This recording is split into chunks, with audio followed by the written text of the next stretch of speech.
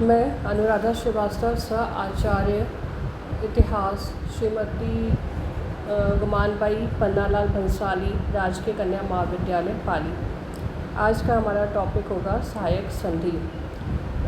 26 अप्रैल 1798 ईस्वी को Lord Wellesley sir John Shore के पश्चात भारत का गवर्नर जनरल बनकर भारत आए।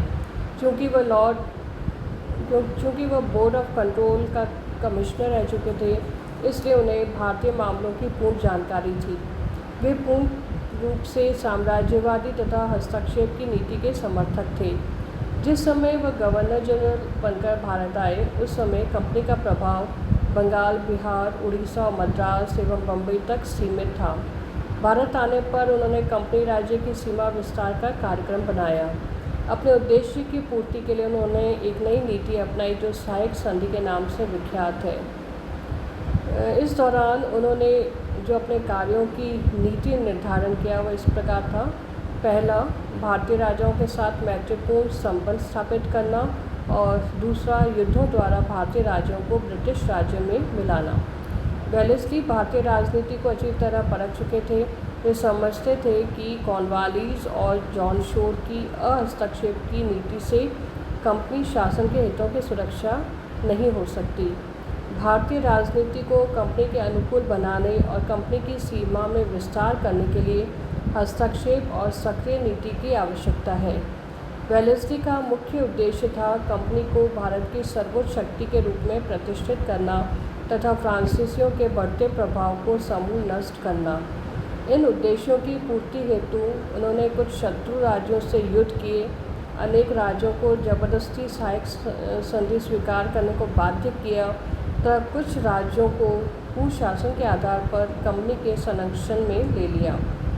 वेलेस्ली एक घोर साम्राज्यवादी था। कंपनी शासन के विस्तार के लिए उसने जो सरल और प्रभावशाली अस्त्र व्यवहार में लिया वह सहायक संधि के नाम से जाना जाता है। इस प्रकार की संधि की व्यवस्था भारत में सर्वप्रथम फ्रांसीसी गवर्नर डुप्ले ने की थी। आवश्यकतानुसार वह भारतीय नरेशों को सैनिक सहायता देता था, बदले में उनसे धन प्राप्त करता था। बाद में क्लाइव एवं कॉर्नवालिस ने भी इसका सहारा लिया, परंतु इस व्यवस्था को सुनिश्चित एवं व्यापक स्वरूप प्रदान करने का श्रेय वेलेस्ली को ही है। सहायक संधि की प्रमुख शर्तें थीं। पहला, सहायक संधि स्वीकार करने वाला देशी राज्य अपनी विदेश नीति कंपनी को सुपुर्द कर देगा। वह बिना कंपनी की अनुमति के किसी अन्य राज्य से युद्ध या संधि नहीं कर सकेगा। इस संधि को स्वीकार करने वाले देशी राजाओं के यहाँ एक अंग्रेजी सेना रहेगी जिसका व्यय राजा को उठाना होगा।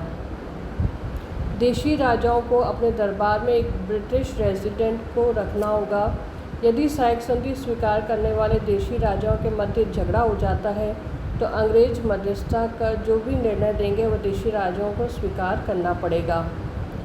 कंपनी इन शर्तों के बदले सहायक संधि स्वीकार करने वाले राज्य की बाह्य आक्रमणों से सुरक्षा की गारंटी लेती थी तथा देशी शासकों को आश्वासन देती थी कि वह उन राज्यों के आंतरिक शासन में हस्तक्षेप नहीं करेगी। इस प्रकार सहायक संधि द्वारा राज्यों की विदेश नीति पर कंपनी का सीधा नियंत्रण स्थापित हो गया। वह वेलेस्ली की साम्राज्यवादी पिपासा का शांत करने का अचूक अस्त्र बन गया।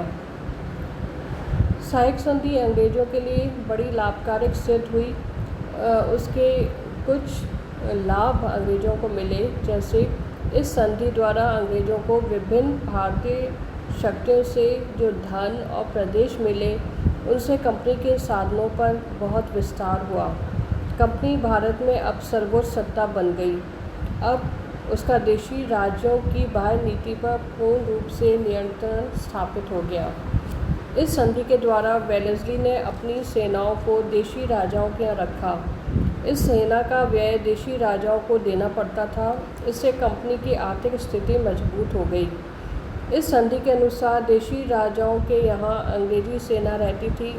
इससे लाभ यह हुआ कि कंपनी का राज्य बाह्य आक्रमणों से पूर्ण रूप से सुरक्षित हो गया और कंपनी अनेक युद्ध करने से बच गई। इस संधि के अनुसार कोई भी देशी राजा अपने यहाँ बिना अंग्रेज़ों की स्वीकृति के किसी विदेशी को अपनी सेवा में नियुक्त नहीं कर सकता था। इससे भारत में फ्रांसीसी प्रभाव का अंत हो गया। इस संधि के अनुसार देशी रियासतों के आपसी झगड़े समाप्त हो गए, जिससे वहाँ के लोग शांतिपूर्वक रहने लगे।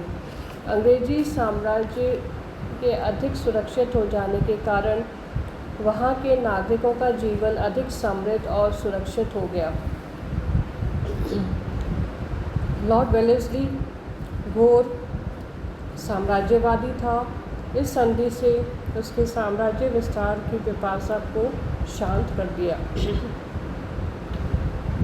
इस संधि के कुछ दोष भी देखने को मिले, जैसे इस संधि से देशी राजा शक्तिहीन और निर्बल हो गए। उनके राज्य की बाह्य नीति पर अंग्रेज़ों का अधिकार हो गया। देशी राजा बिना अंग्रेज़ों की अनुमति के न तो किसी से संधि कर सकते थे और न ही युद्ध कर सकते थे। वास्तव में वेलेस्ली की सहायक संधि ने देशी राजाओं को शक्तिहीन बना दिया। कंपनी की सेना रखने वाले राज्यों को सेना का संपूर्ण व्यय देना पड़ता था। इस कारण उनको आर्थिक संकट का भी सामना करना पड़ा। देशी राज्यों को अपने यहाँ अनिवार्य रूप से अंग्रेजी सेना रखनी पड़ती थी। अतः देशी राजाओं ने अपनी स्थायी सेनाएं भंग कर दी, जिसके कारण बर्खास्त सैनिक बेरोजगार हो गए और वे असामाजिक और आपराधिक गतिविधियों में भाग लेकर चारों तरफ अव्यवस्था एवं अशांति में वृद्धि करने लगे।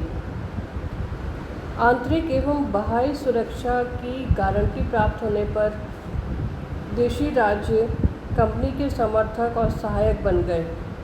उनकी राष्ट्रीयता एवं आत्मगौरव की भावना समाप्त हो गई। उनका सारा समय भोग विलास में व्यतीत होने लगा तथा प्रजा पर अत्याचार बढ़ गए। तो ये था वेलेस्ली द्वारा प्रारंभ किया गया सहायक संधि। धन्यवाद।